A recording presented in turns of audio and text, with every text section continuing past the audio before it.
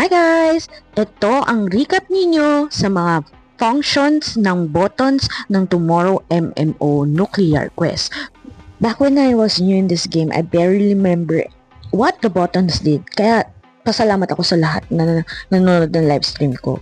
Kaya naisip ko, what if solo yung naglalaro? Let's start! Please pay attention sa mga buttons na hina-highlights nila. It's on yellow highlights, guys. Yun yung function na tuturo nila. First, camera movement, swipe it any direction. Second, joystick, walking, turning, backwards. And then, third is crouching. So, pwede mong i-combine yung joystick and crouch. Fourth is jump. Pwede mo rin combine with the joystick. Then, fifth is the attack. So, recap tayo sa mga buttons. Screenshot nyo na lang, guys. In this task naman, guys, matuturo na nila sa inyo kung paano ka mag-gather, paano mo mahanap yung mga certain items, ano yung mga kailangan mo tandaan, like itong diamond na to.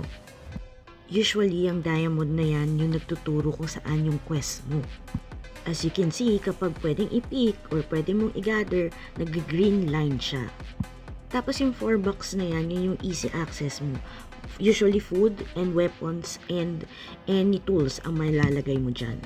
So in this task naman, guys, it will show you kung paano ninyo i-defend sarili. Tips: always check yung maliit na map and yung health level ninyo. Nasa taas lang yun.